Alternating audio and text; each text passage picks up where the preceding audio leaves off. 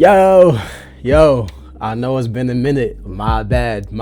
But look, I have not been MIA from the channel. If y'all have still been following along the journey, then y'all know I've been posting on my shorts every single day. I have not missed a day for like a month, documenting my training that I do for the day, my meal prepping, giving out tips, sharing what my thoughts are, because this Ironman journey is a journey. I'm not gonna lie. It is a very, very humbling journey, but also a very, very insightful journey. But as far as the long form content, I know I've been gone for a month now, and I apologize, but I've been trying to find the balance of just training, posting shorts, my long form content. Honestly, I want my long form content to be cinematic, top quality, A1, but if it means I'm not gonna be posting for a month straight, then can't do that no more. As y'all saw in the title of this video, I finally got a mentor slash coach. Not really a coach, more of a mentor, but he's an Ironman legend in general, bro. This man, his name is Herb Spicer. He's 70, training for an Ironman. Y'all gonna hear his story in the video, but just a little brief. He's 70 years old. He's done over like 10 Ironmans. He went to the world champion, I think like 5 times.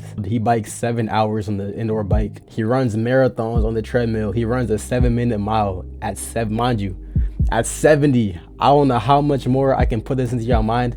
He is 70 years old, 7-0. This man is truly an inspiration. So if you're new to Ironman, triathlons, want to take your fitness journey more serious, then this video right here is going to teach you a lot. Also, I know some of y'all got that bird brain, some of y'all got that TikTok brain. So for those of y'all who have the short attention span, I put timestamps in the video. So if you're just here to use me for my information and not to see the whole video, then I got you. I'll put in the timestamps so you can skip to the parts of the video that you would like to watch. But I'd advise you, watch the whole video from beginning to end, because trust me, it's gonna be a good one. Who is Herb Spicer? Well, by fate we met. I apologize for Janet Manning introducing you to me. I'm 70 years old. I'm one of the people who could say that I could win in the World Championship, but there's a number of people that can say that, so I'm not counting my chickens before they hatch. But I've been doing Ironman since 1999, 2000. I've done 15 full Ironmans, but because of the way they structured the qualifications to go to the World Championships, I've had good family and good friends who have paved and paid the way to go to Kona for the World Championships 9 times. So I'm happy to call Hawaii my second home. I almost called it my first home back in 2014, but I'm still here, and that's why Chris has to deal with me. I'm grateful you're still here. Well, you know, it's neat. If you do it with no help, you know, it can be a 5, 6, 7 year journey to be your best. So it's always smart. I think, I don't know if I listened to my parents, but they always told me, well, we made the mistake so that you won't have to. I think everybody likes to make their own mistakes. I'm no different. So I never hired a coach, but I think genetically, had the gift of good parents, a swimming background, which means I didn't have to learn to swim. We're gonna have a lot of fun with that one, Chris. Yeah. And I don't weigh very much. And the longer you go and the lighter you are, usually have a little bit of an advantage there. Had that base covered. I've been world champion in the half Ironman. I've been 2nd, 3rd, and 4th at the World Championship in Kona, and a lot of other things too, but I've had a lot of success. I like to help anybody. If they think I did a good job and want to know what I do, I'll be first in line to spend the next hour telling them how, knowing that I might have to race them next month. I'll be 71 for my racing season next year. I thought it would be fun to give it one more try. This is your last one. Not really. Nah. Every time I got done with one, Yeah. I did say, well, I'm never doing this again. Yeah. What an idiot. What did you think you were going to like this? Yeah. And then I went to bed. I woke up the next morning and I started going, you know what? If I had paced the bike better, yeah, I could have had a faster run. Yeah. And 2 weeks later, I started training for the next year. Yeah. But I must admit, I guess I never hated it. I always like, you know, who doesn't like being good at something? I wish it was something easier. But as Chris and me talk right now, I'm about 68 miles on bike today, and I'm aiming for 80 total as I'm building up too. Chris was telling me how challenging it was, and starting from scratch. And I must admit, at 70, I hope you don't get there too soon because it doesn't get better. No. Yeah, the healing process of the body. Even so, it's fun. It's a nice community. And already with only 20 or 30 minutes with Chris, I already know I like him. So Hey, I appreciate it. You can't beat that. I appreciate it. Thank you. I'll switch places with you too, Chris. Yeah. You can be 70 and I'll enter with what I got, and you can have what I got. So instead of being able to do that, you know, over the next few times that Chris and me get together, I'll see what I can unload and help him with. But everything is a progression, and I've always thought it's better to be ready to go several months before the event. Although some programs, they get you to a peak about 3 weeks before. Well, I don't know. I've never had a good race when I tried that. So what the idea will be to hopefully get Chris to his peak volume in swimming, biking, and running within the next 6 to 8 weeks. And that way he can spend some time duplicating these workouts, not increasing the length, but now increasing the speed. And since your long run, ultimately in my book, for you, Chris, I hope to get you up to once a week, a long run of 24 miles, 25 or 6, that's what I'm gonna be doing. And the long bike ride, once a week, I'm gonna be between 130 and 140 once a week. I think you need that because the bike's 112 miles and that's not the end of the race. So you have to get off the bike feeling like you didn't bike very hard.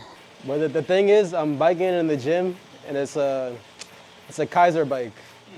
I know for a fact the mileage isn't really on like correctly because I bike for an hour and they're saying I bike like 30 miles. I'm like, there's no way I did Well, that. let me rephrase that.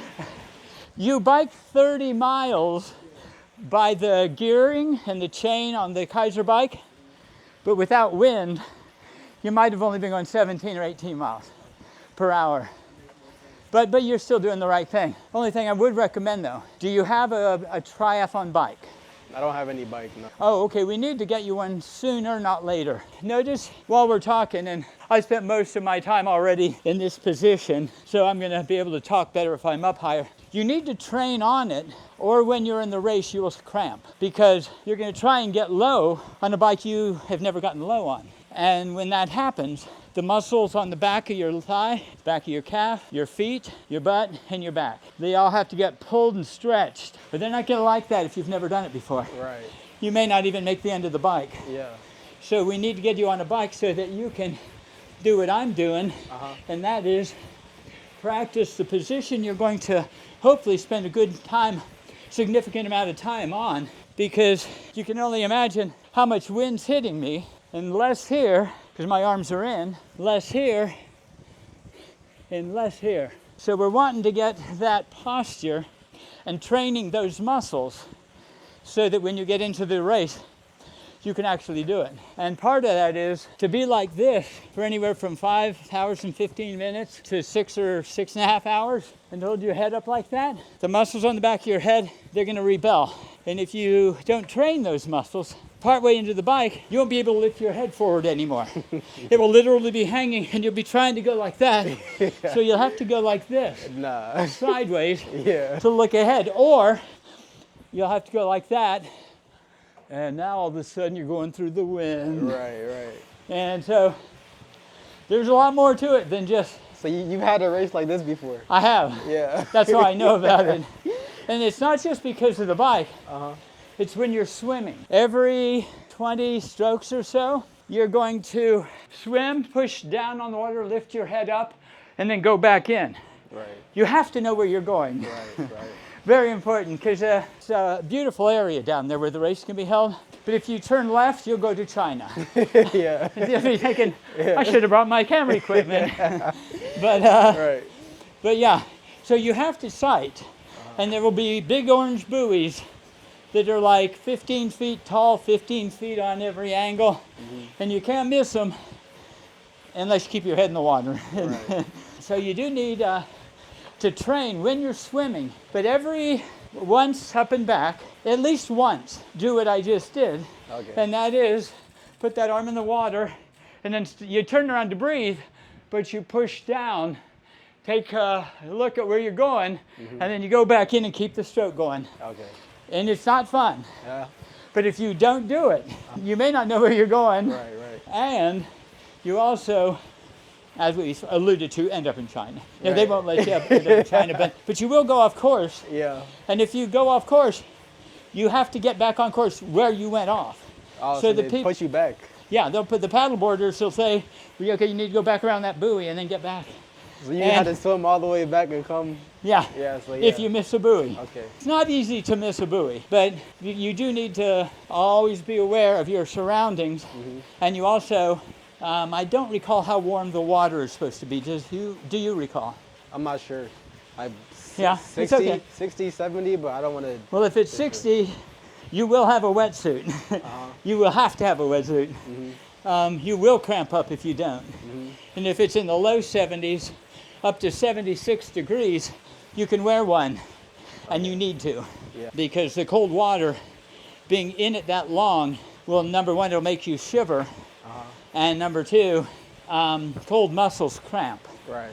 And since the swimming portion is shortest, and the biking and the run are the ones where the swimming muscles are going to cramp, you sure don't want that to happen. So it's be important to have that part taken care of. Definitely don't want to cramp up in the ocean too. Yeah, really bad day. Yeah. Yeah, I've noticed in Kona that when I get, first off, the water's crystal clear.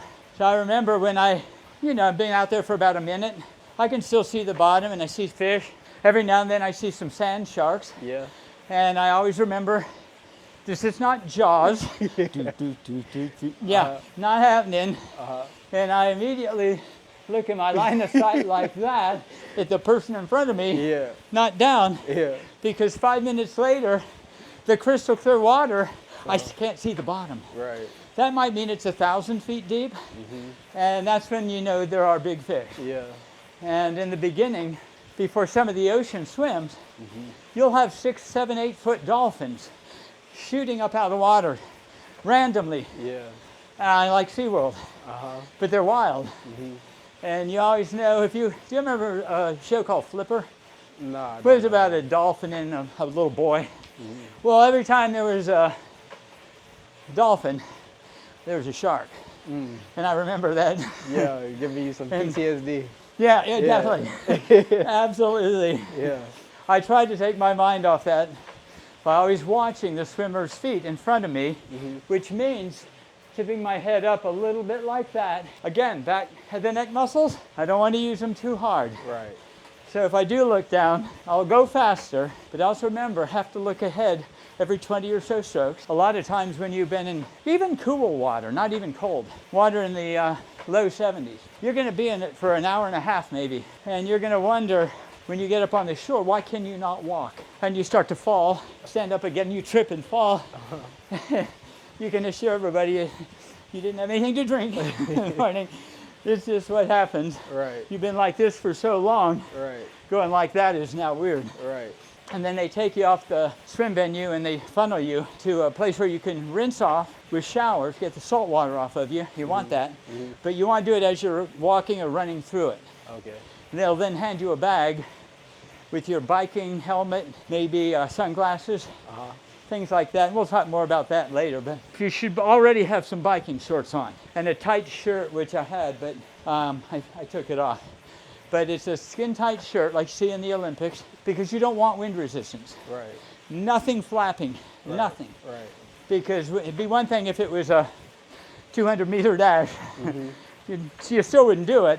Right. But in a race that could take 12, 13, 14 hours, anything that hangs out one way or another is going to make your race longer and harder. So these are things to consider. And on the bike, the reason they call it transition, partly because when you swim, all the arteries in your arms, your chest, your back, your lats, your biceps, they all open up. Well, you only have a certain amount of blood in your body. Right. That means your leg arteries have to shut down because you only have this much blood. Right. So when you get out of the water, you don't have any blood in your legs. That's why you fall over. And when you finally start moving it in the right order, you get on your bike. It may take anywhere from 3 to 5 minutes of easy pedaling maybe. Get used to your bike because you might be wobbling a little bit. And as you start to feel the leg strength coming, then you start to realize, okay, here it is. Now I'm ready. Got the blood in my legs. Now the blood here. The arteries have shrunk. These ones have now opened up. But as you've seen with most cyclists, their quad muscles are huge. Yeah. Their calf muscles are usually strong. Yeah. But their quads are big. Right. And that's the primary muscle you bike with. And a little bit with your butt, your lower back. Some people who are pros, they will also train their calves. Problem is, you don't have the time they do. So what you need to do is emphasize the quads, the butt, and the back. Save the calves, because that's one of your prime movers when you run. And if you have no calves and it's time to run, you might as well start walking. By training the calves, you just mean calf raises or what? Yes, calf raises. Yeah. And that's another one that I do too. But it's only because I need a certain set of muscles for the run and a certain set for the bike, because I don't have all day to train. It's hard getting this ride in even, but I will do it because the race is too big and it takes too much to prepare for one to say, well, I think I'm just gonna go easy. That's not my nature. Right. And if you were a 200, 400 meter man, Yeah. not your nature either. Right. Right. So during the bike, I've heard it said, and a few times I think I've obeyed it, you want to be aware of your capability. That's why I say my long ride's going to be 140 miles, and I'll probably do it 6 or 8 times. It's because I'm going to go on that ride the same speed I do the race. Even though I'm going to go 140 miles, at let's say 22 to 23 miles per hour, and you can't draft, so it's all on your own. I'm not going to go any harder because I'm going a shorter distance. Right. I'm actually going to go the same speed that I do a 140 at, because that's still fast. But when I get off the bike at 112 miles, I still have an hour and a half of biking muscles that will help my run. And the marathon's only going to take 3.5, 4 hours. Yeah. So I've already got half of it covered. Right. And somebody's going to go real hard on the bike, but they're going to first walk the first mile of the marathon. They realize they spent too much on the bike. They're then going to jog for the next 10 miles. Yeah. With only 15 more miles to go. They're doing 15-minute miles. Yeah. It's a horrible day. Right. So you want to go a little slower on the bike, because when you get off the bike, the race is hardly over when you realize you have a 26.2 mile run to do. So that's what you really do. I've had a race once in Lubbock, Texas. Oddly enough, and for me, I thinking I've never seen anything like it, but in my age group, I think I was 58 years old. A United States Olympic trialist was in my age group. Now he couldn't swim like me. Yeah. I got out of the water 5 minutes ahead of him. Yeah. At the 25-mile mark, he went by me so fast. I'm throwing my hand up and thinking, why did I even bother coming here? That's a bad sportsmanship comment. I'm thinking, every mile that went by, and this is a 56-mile bike. It was a half Ironman. Okay. I'm counting, thinking, that's just going to be 20 minutes ahead of me off the bike. Yeah. It's 100 degrees out. Yeah. 100 degrees out. Guess what? It was a half marathon, and I am a really fast runner. In 100-degree heat, I was averaging 7:01 per mile. Whoa.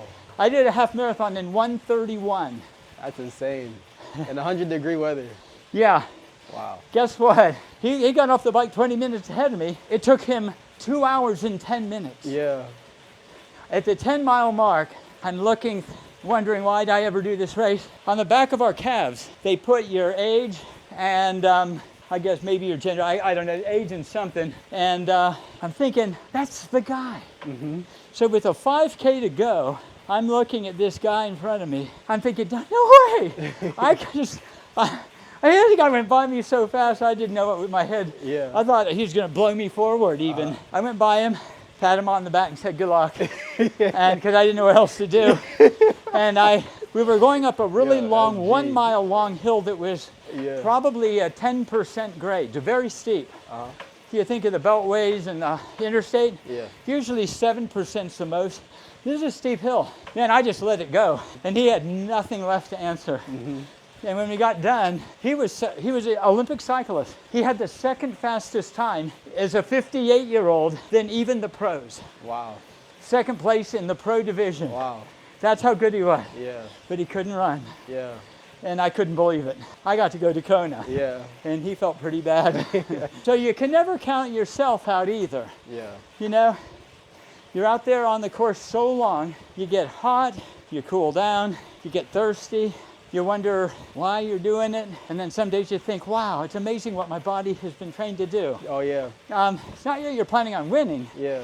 but it's still amazing to think, how can that body do this? It's at 100 degree heat, and you're going for possibly 12 hours, maybe more. And if nothing else, that should give you motivation to say, wow, this is unbelievable. Right. Yeah, I look at my skinny body, and I think it may be easier because I don't weigh much, but how can it do this? Right. But you train properly, and it will adapt. And that's why it's 80 degrees in here, and in 2 weeks it'll be 90. But I have to go up incrementally. So next week will be 85. So all my rides and long runs will be done at 90 degrees because Jacksonville, Florida, it's going to be 90s on race day. So you do your long runs on the treadmill you have here? Yeah, I have to because it doesn't do me any good to go outside in 30 degree weather. Yeah. Doesn't train my body to do anything. Right. So I will do it. How long, like 20, you said 20 plus miles on the long run? Yeah, 24 will be the long, 26 if I feel good on one day. A whole marathon running on a treadmill? Yeah, and I've probably done over 100 of them. Yeah. But again, I'm 70, that helps. Wow. But, that's crazy. That's so crazy. You have to do it because on race day, if you're coming to the temperature in South Africa, which I believe I read was in the mid 80s, the low might be 59. Because you start at 7 in the morning, by the time you get out of the water, it might be close to 9 o'clock when you're now on the bike, the sun will be all up, it's going to be 80, maybe humid, and it's 112 miles. It could take 6 hours. So you're now going to go through the hot part of the day, Yeah. and your body's just going to be wondering, I don't think I can absorb enough Gatorade. Yeah. To add insult to injury, when you get off the bike, and it's 3:30 in the afternoon, hot as it can get, and now you're going to run a marathon. Right. So you really need to train that bike ride, or you won't have a marathon, even if you're a good marathoner. And I'll tell you a story about some Kenyan marathoners, best in the world, in a second. But now you've got a marathon before you. Yeah. And it's now, let's say 85 to 90 degrees and sunny and no shade. What are you going to do? You really have to train your body to do the job. Right. They did a study, this goes back, I believe it was the early 2000s, somewhere between that and I think 2005. They just wanted to see what would happen if some of the best marathoners in the world, and they were able to find, I think it was 8 or 10 Kenyan athletes, all sub 220s, a couple of sub 210s, very good. And they said, all we want you to do is go for a 100-mile bike ride. I don't care how slow you go. You can go 10 miles an hour, and then I want you to run a marathon. It took them 4 hours. To run the marathon. It took a couple of them over 5 hours. In other words, Double this is the not time. a bike sport. It's not a run sport. It's one sport mixed together. Yeah. That you have to play each part separately. Right. And then meld them into one. Right. I was a pretty good swimmer, but wasn't great. And it turned out as I got older, I found out that I had a knack for running, but I'd enter local races. And again, I was good, but not great. And then same thing on the bike. I need to work a little harder on that because I'm not a big person, so I didn't have big quads. But I managed it. I got good at biking, but not great. But I could never enter a running race and win. Could never enter a biking race. Thank heavens they made a sport called triathlon. Because if you're three goods, you become great. Right. But again, you do need to train your conditions. You need to train your body. One of the most important facets, though, is what do you eat? Give me an idea of your daily, weekly diet. Do you like burgers? Do you like fries? Do you like... I mean, who doesn't like them? But I don't eat them, though. But yeah. What do you eat? So for breakfast, I usually have oats with berries, or I have sourdough with avocado, eggs. That's it. I just rotate between two breakfasts. So protein oats and then avocado toast. And then for lunch... When you say avocado toast with avocado slices? Avocado spread, yeah. Okay. Yeah, with eggs. Lunch, I have yellow bite-sized potatoes or rice with some chicken thighs or ground beef. And then dinner, I'll do salmon with sweet potatoes, or I'll do steak with rice. Okay. So I come from a bodybuilding background, so like my diet has always been pretty good. I don't eat junk food. I keep it clean. I only drink water. So my diet is, I'll say my diet is where it needs to be. Okay. Yeah. No, you sound better than almost anybody I've talked to for a first time. Yeah. But I would suggest a few alternates. With these long workouts, the only fuel you're using that you can't just like make while you're running. You can't, you know, when you run out of muscle sugar, you can eat all the goos and the Gatorade.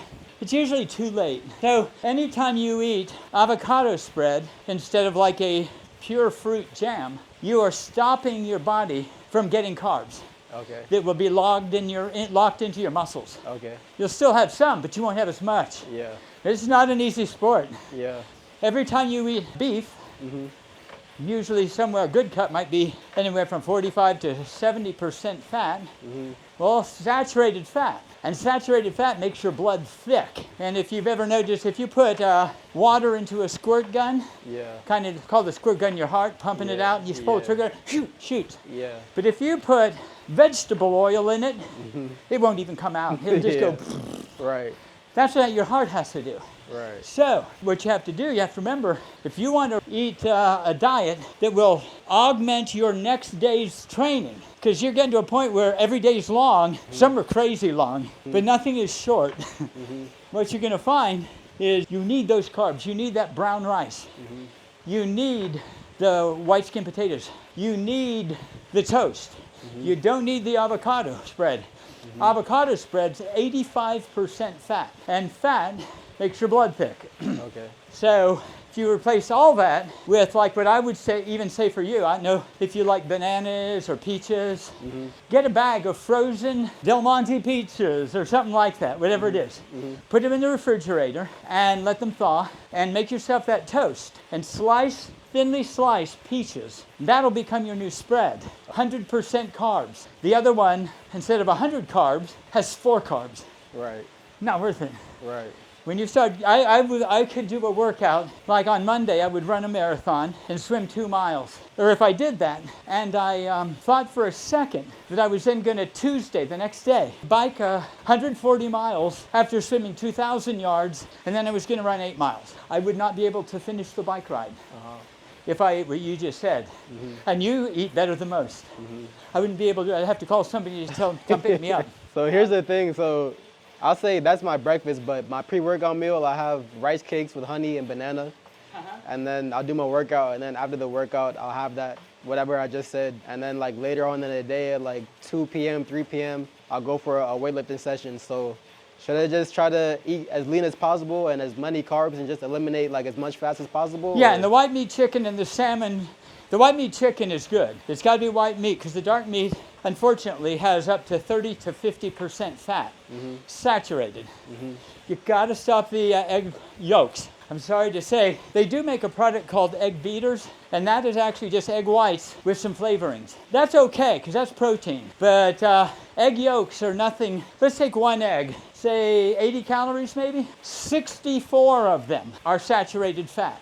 16 of them are protein. Best protein you can get. That's what you want.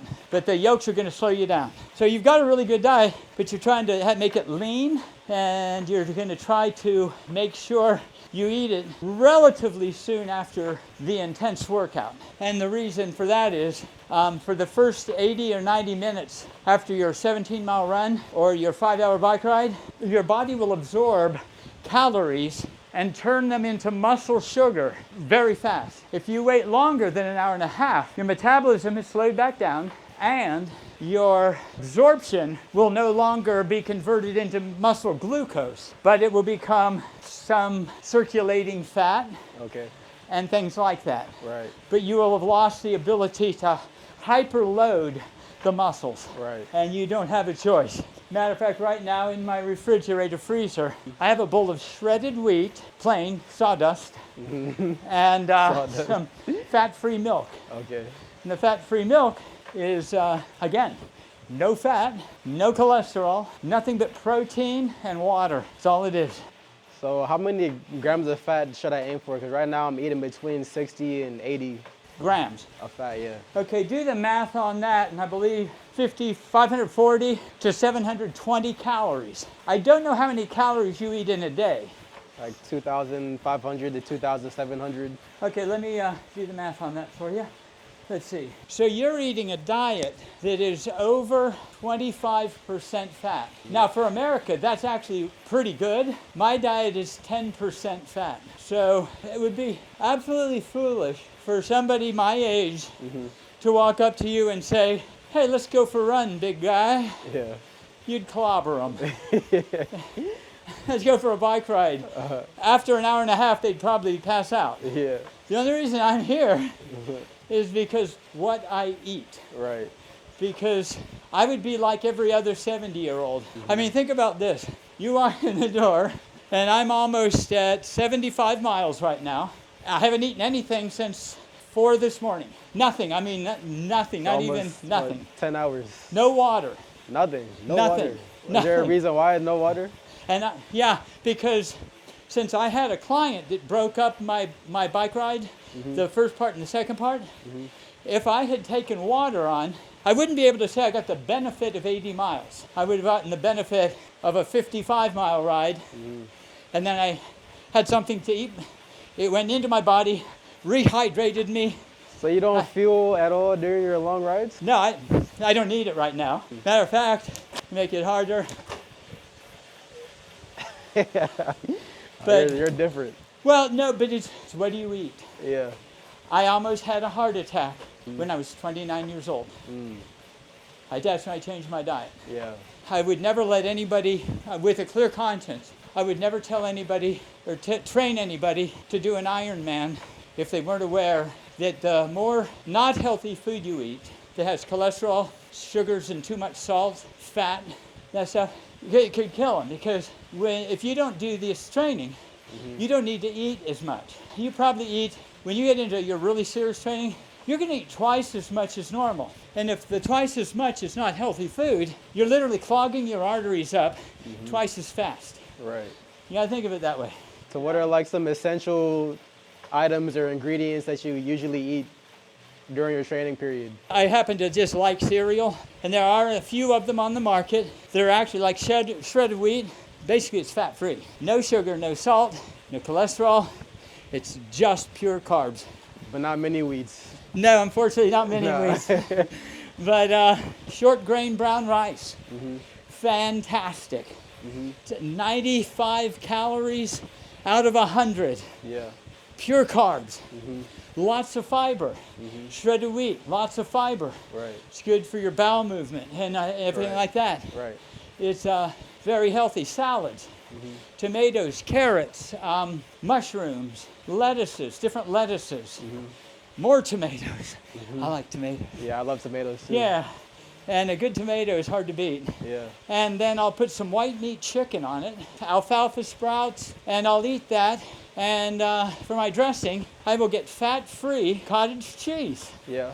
Protein. Yeah. No fat, no cholesterol. And like I said, I woke up at 2:30, probably got down, had my first cup of coffee around 3, had another, 12-ounce cup, and then I came here. I rode, like say, 55 miles. Then I had 2 clients, and that got in the way. I shouldn't say that. Take that off. I love my clients, and when I don't work them hard, they love me. Yeah. Since the cup of coffee, I guess, I walked out the door around 4, and that was the only fluid I've had. And as you see, I'm almost at 80 miles, and I haven't stopped pedaling, haven't stopped talking. So what percentage do you think you are like right now, like battery-wise? Like, are you 60%, 70%? Battery-wise? Yeah. I could easily do 100, right now. I know I could do that. I could probably do 120. I'm even surprised. And what it means is my training is coming along the way I want it to. Right. So I have a question about the bike training. Since I am new, or like say any other person that's new for training, how many times a week should they train? And then how many of those should be like endurance rides or VO2 rides or? I wouldn't get too hung up on the concept of VO2 and level 1, 2, 3, 4, 5, 5A, 5B, you know. I would say a 5-hour bike ride, soon to be 5:15, soon to be 5:30, 5:45. Won't be long before it's 6 hours. Notice what I'm doing. I'm still in the same gear, 95 RPMs, and I actually know what my heart rate is. Over a period of weeks, merely by doing the same thing and increasing my mileage, my heart rate goes down lower and lower and lower. It's actually gone down from 4 or 5 weeks ago from what had been 161 at the end of my ride, and now at the end of it, it's 128. That's a lot of speed that would be generated into the event. So that's what I look at. But as I finally get to my peak volume, which again might be up to 130 to 140, when I get to that area, then I will start, well, I'll do it before then, but let's just say by then, I will have my 95 beats, RPMs. I will move it into the next gear. And I will never go back to the 1 and 3, the 1 up front and the 3 in the back, unless I want to test what my heart rate recovery is. Okay. To let me know how far I've come. Right. And now, by going that, I'm actually going 2 miles per hour faster in the race. And then going into the race, say 5 weeks, 4 weeks, and 3 weeks before the race, I'll be there.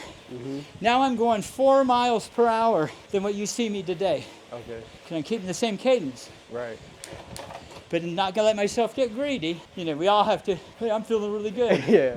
We'll wait till tomorrow. You got another long workout tomorrow. Yeah. Also for the running part, I know or online I've been seeing like you had to try to keep your runs in the zone 2, but whenever I run, my zone 2 is like 140 BPM around there. And to get that heart rate, I had to run like a 13, 14 mile average. Like when I run my 10 minute or 9 minute, I think my heart rate is around 155, 160.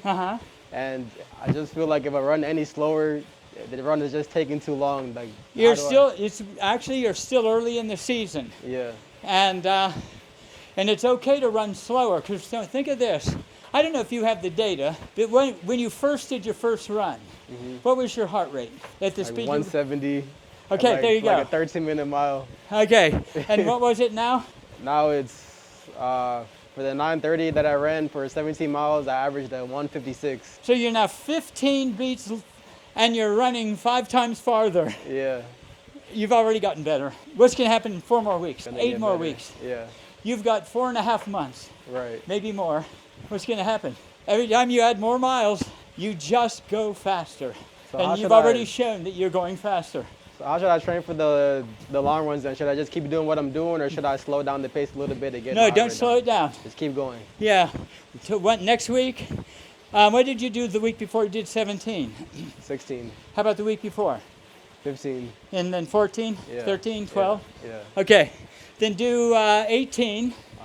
But then the next time, do 20. Okay. As long as you feel okay. Don't always obey your body.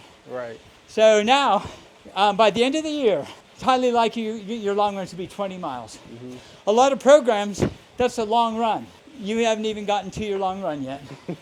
Because now, over the next 4 weeks, go 21, then 22, then 23, then 24 at the same pace you've been doing the 15, 16, and 17. And then you will call 24 your long run.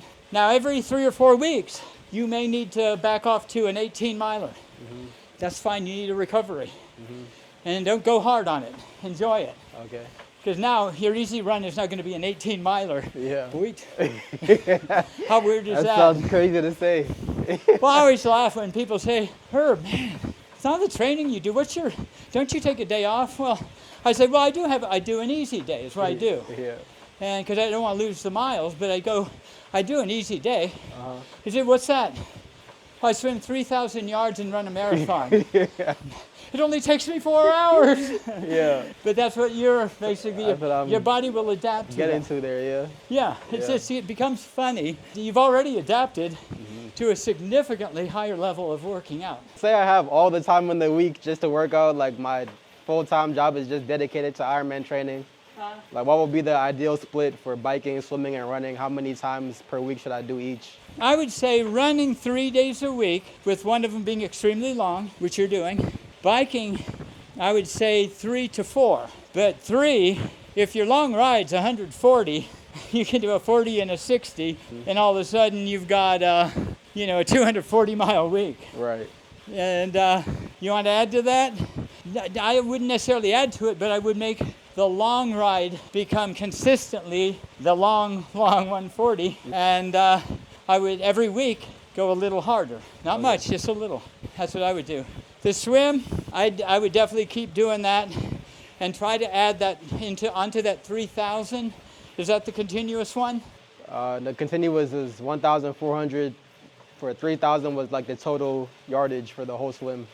Okay, that's good to have that 3,000, but I would make one of your other swims. Is it just 2 a week or 3? I do one technique day, one endurance day, and then one, I guess, speed day to try to. I would keep the 3,000 one where you do broken intervals, but make that continuous swim. Work from where you're at 1,400 plus. An Ironman swim is 4,224 yards. Once a week, you're aiming for that. So let me have you stand right where my feet are. Let's see, so what I'll do is go ahead and lift your knee to my hand. I'm just gonna go like that. And okay, go put your toe to the ground. Oh, you're trim, that's good. So we got 7 millimeters, 7.0. The next one, so with your tricep, go ahead and flex your tricep. And, all right, a tricep I can see. Relax, 7.5. Okay, now we'll do one right at your belly button. Yeah, we'll give it an 8 even. Very good. Now we'll do iliac crest right there, so just a little higher, and then we're going to do right there. You take a diagonal pinch. This is usually the lowest. That's 5. Could you take your right arm out of your sleeve? There's 2 more readings. So just let your arm hang comfortably down. So between the nipple and the crease, we're going to take a pinch. Ooh, 3, okay. There's your lowest so far. That's the winner. No, we'll do. And then finally, we'll do the upper back, the scapula. So what I'm going to have you do, face the window. I'm going to make you right there. Hold on. Finding the base of the scap. There we go. 8 millimeters. Okay, that's good. Now, this isn't, I'm not going to say it's perfect or not perfect. Let's just go 14, 22, 38.5 millimeters. Now, with these calipers, next to being in a water tank where they lower you in and the water spills over, these are actually the second most accurate. And if done by the same person, you're going to get very consistent, accurate readings. And so for years, at 24 years old, I'll put this down, but maybe young, but we'll go with what they say. Okay, so you'll be in this category, and 38.5. So you're 6% body fat. That is spectacular. 6% body fat. Yeah, that's Whoa, spectacular. That's crazy. That is really crazy, isn't it? I thought I was like 12, 13. No. Wow. No, you've got one. First off, you got a great body, but Thank you. yeah, you've worked hard on that, but it shows. Yeah, So, appreciate it. so yeah, there is nothing I would say to change on this for your physique. But what we want to do, number one, we do want to continue to build those miles, get that Ironman. Maybe, there going to come a point where you would just say every hour is worth 20 miles per hour. Your quads are strong, so I think we need capillaries in them. That's what we need. We need to fill them up with way to get oxygen to your legs. Right. The same thing with your lats and your triceps. You got great muscles. Why don't we fill them up with blood vessels? Right. Deliver oxygen. That's what endurance sport's all about. Okay. So what we're going to do is number one, get the bike mileage, the long ride up, get the long run up, and then 2 or 3 other easy bike rides. Everything's getting poured into that long ride. That's your race. Okay. And then on the long run, let's do the same thing. Let's build that thing up and then make it become your race. I literally would go out and do sub 7-minute miles for my marathons in training because that was my run. It took me all week to recover from it. Yeah. But when I get to a race, I could still run 7-minute miles in 100-degree heat. Yeah. And same thing with the swim. Let's get that swim up to where we have, that long swim once a week so that you're not thinking, I don't think I can go that far. Yeah. The intervals in the swim, that's fine on one of the days. The stroke work, you can do it, but it doesn't mean anything to you yet. Okay. Okay? Yeah. You don't know. But if you have a watch and you time everything that you do, then when you make small changes. Okay, so I put that hand in the water, I put it in, reach and roll, take a breath, and then pull down, and then push. So reach and roll, because you're going to breathe as you roll. Yeah. So your head's going to go out there and breathe, as the other arm's going to be coming around. But think of that. Yeah, like that. Yeah. Now, bring the elbow in, and then push. Hand, look at my hand. Yeah, there you go. There's so much technique to swimming. Okay. Play with your time. Do up and back, or do up, back, 100. What's your time? Take a rest. Do it again, but change something. It doesn't even matter what. Just know what you changed. Okay.